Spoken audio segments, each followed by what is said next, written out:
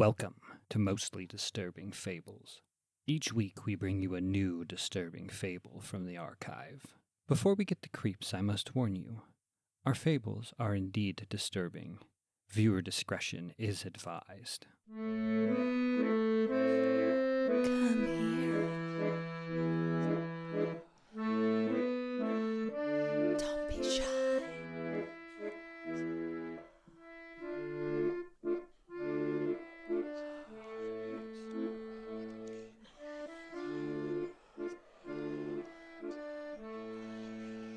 Mostly disturbing. A Lonely Streetlight at Night by Zebulon Patchen. Nighttime walks, the only chance I get to calm my busy mind. Peace and quiet on the empty streets give me just enough room to breathe again. I always take the same path, my path, through the field opposite of my house. Long flowing grass conceals my only companions. Their chirps can be heard with each crinkling step I take deeper into my sanctuary. At the end of the field, a concrete wall funnels me into a strange world. Buildings, cars, and sidewalk benches sit unmoving, as if they never had any use at all. Lights bleed past cream-colored sheets and windows, and nothing can be seen by the unacclimated. Nothing except for the single, lonely streetlight at the end of the block. It shines, a beacon in the surrounding darkness. Never a soul but myself under the beam. I wonder what evil hides just outside the cone of light, lurking in wait for the innocent. My footsteps quicken, approaching the light where I will smoke a cigarette and enjoy my brief moment of solitude. It's different tonight. A subtle noise hidden by the beam of light. Crying, quiet and controlled, but still desperate. The figure came into focus now, just a few feet away. A woman invaded my sanctuary. She was hunched over, convulsing in a fit of tears. "Hey, are you all right?" My voice cracked a little, revealing a twinge of anxiety about this intruder. Her head snapped up. She was really beautiful. I felt my cheeks flush with blood. Her large puppy dog eyes jumped over my mental defenses. I'm sorry, I'm just scared. Her voice was angelic. My biology took over. "Don't be. I'm here, and happy to help. What's going on?" She grinned at me, a polished smile. Some guys attacked me a few blocks back. I think they might come back. I just want to go home. She already sounded a little less scared. "Where's home? I can walk with you." She sniffled, wiping her nose with the sleeve of her black hoodie. Not too far, a couple of blocks up the road, but I don't know you. She's right. She doesn't know me. "Malachi, now you do." She shook my hand. The poor thing was deathly cold. Becca, with 2 Ks. Nice to meet you, Malachi. She hooked arms with me and we walked together. Her demeanor shifted to very bubbly. It's really strange. She is skipping like nothing ever happened. "Are you feeling better?" Now that I have you. Her tone fell off, like she was concealing something. It's hard to explain, but there's a secret hidden behind those flirtatious eyes. Somewhere deep beyond the childlike wonder. Her quick little steps produced clicking echoes against the unlit buildings. I felt more and more impatient. I thought her house was only a couple of blocks. We must have walked 3 blocks at this point. "Hey, didn't you say it was only a couple of blocks?" Her pace slowed to a near stop. Oh, yeah, it's right there. Her finger extended in the direction of a 2-story brick house. A plain boxy structure with a few exterior windows, all of which were secured with thick iron bars. "Home sweet home. I guess I'll leave you to it," I said, turning away from the door. Wait, aren't you gonna come in? I have to thank you somehow. She stared at me with pouty lips. "I know I shouldn't, but come on. I'm a man, and men are foolish." "What did you have in mind?" I walked through the brick and wood threshold. She shuffled backward into the living room while flirtatiously drawing her finger in a come here motion. I gave chase, taking large steps forward with my chest puffed up. I was in. She changed in an instant from flirty to downright evil. Her smile wore a wickedness. She began to giggle. Her giggle grew into a downright cackle. "What?" I managed to utter before 2 very strong men grabbed my arms from behind. Everything went dark as a hood slid over my head, cinching tight around my neck. Betrayed again by my male urges, plunged back into darkness. Strong hands, impossibly strong hands, grabbed my ankles and pulled. I'm being dragged through the house inverted, ankles towards the sky as we started up an incline. Pain ripped through my skull each time my unprotected head bounced hard off wooden steps. The intense violence gave way to silence, an unexplainable sense of a room being empty. I lay for a while, aching and scared. Images of grinning teeth shook me awake. Everything was dark, almost peaceful. I was bound, alone in an unknown place. I thrashed like a fish in anguish in an unbreathable environment. Whatever it was binding my hands was strong and tied well. There was no way I could wiggle free. I changed my focus to the hood. If I couldn't move, I hoped to at least be able to see. With a combination of rubbing my left shoulder and biting, I removed the hood 1 inch at a time. The room was dark. Faint light dimly glowed through the small, newspaper-covered window in front of me. It's not much light, but enough to see the horror that lay at my feet. My eyesight sharpened as adrenaline filled my muscles with tension. A man's face lay chin on the floor, unmoving. His face looked sad, alone, and terrified. His skin pale and wrinkled like a mummy's flesh, desiccated from some sinister force. Oh, good. You've met John. Sorry we haven't had a chance to clean up the guest room. We've been busy. It was her, the trickster, the vile. Fuck you, bitch. My scream cut through the dusty air. Oh, poor baby. Tricked by your dick, huh? Yeah, that will happen. She giggled. She's right. I fell so hard for her trap. Why? I managed to whimper. Why? They always ask why. Next you'll be begging me. You'll tell me you are rich and you can pay for your release. She was right. It's exactly what I was thinking. Without another word, she giggled and walked away, leaving me alone with my new prune friend, John.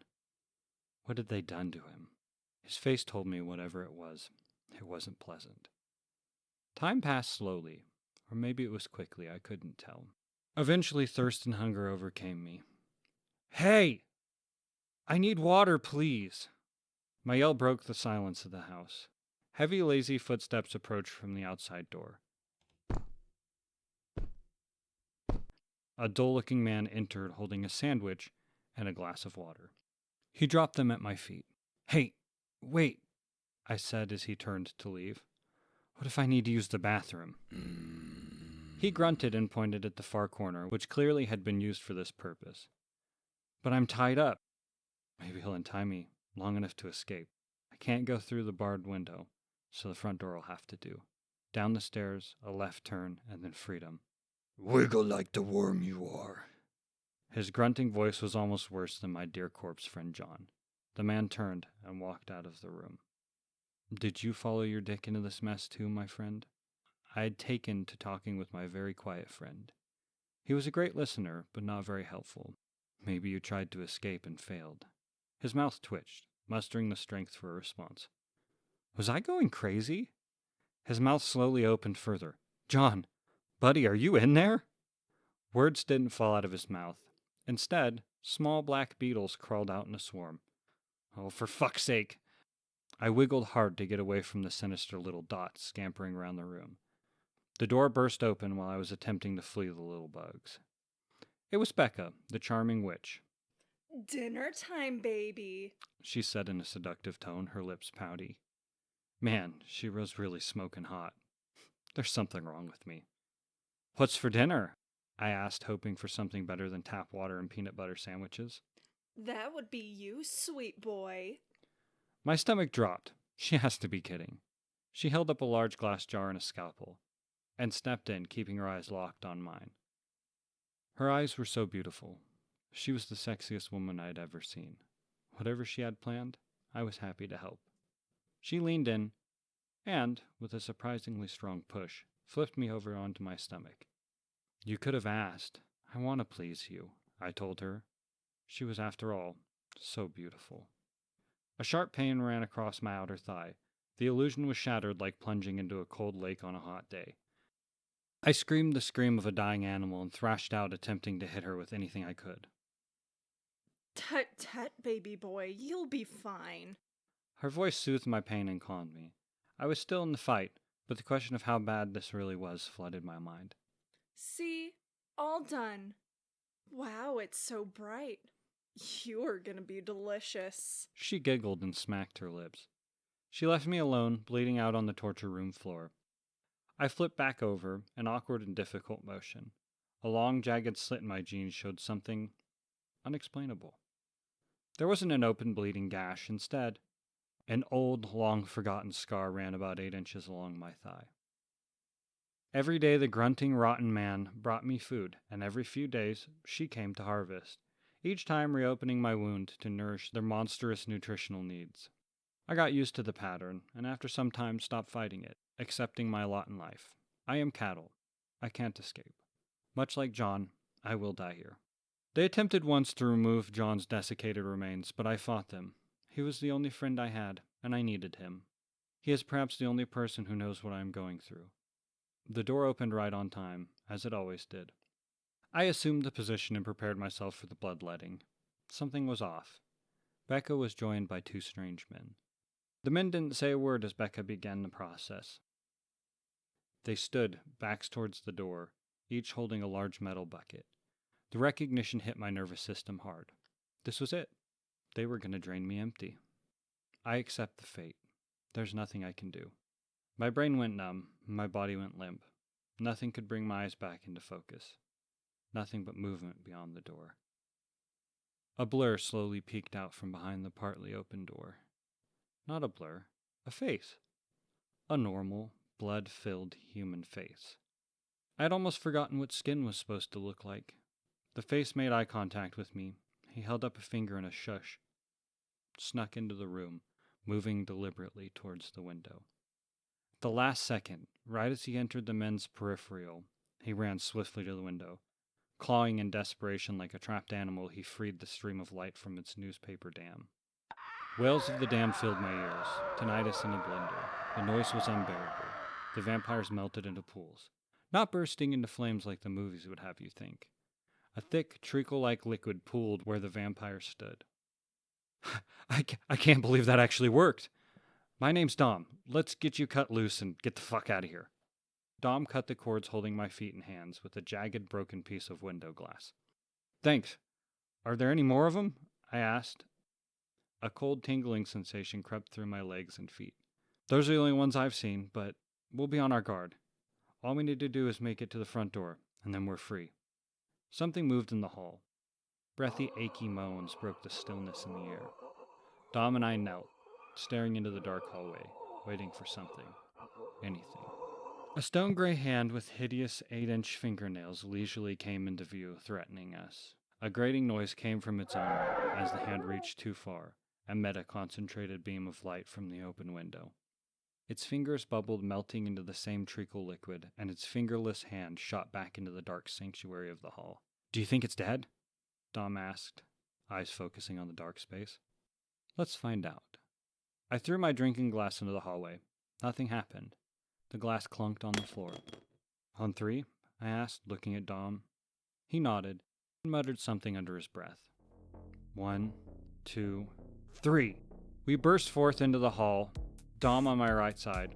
This was the blunder of all blunders. A true terror sat in wait. The fingers of its good hand shot forth and grabbed Dom's ankle. The monster's skin was stony gray, its skeleton twisted in unimaginable angles. And worst of all, its face was that of a mangy black bear. If it was human once, that was many gallons of blood ago.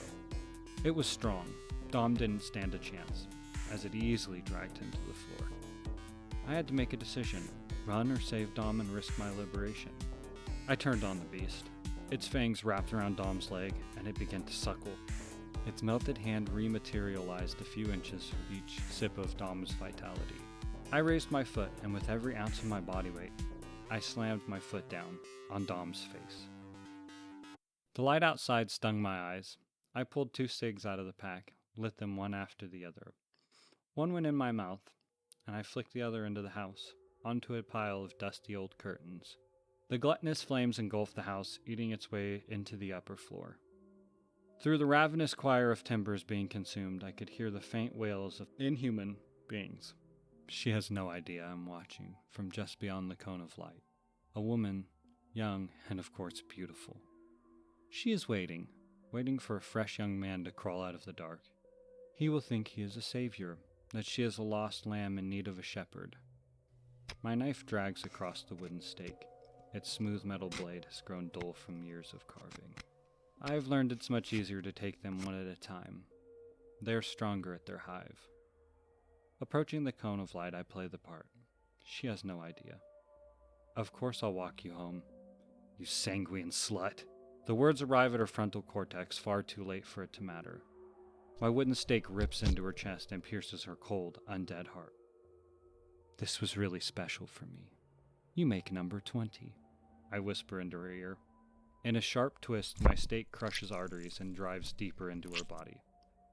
I hope it was good for you, too, I said, yanking my stake out of the mangled, twitching corpse. Another disturbing fable for the archive. Thank you for sticking around till the end. If you enjoyed this week's fable, please subscribe and leave us a review. Ghoul kibble is a specialty item and very hard to source, so anything helps. Until next week, bye-bye.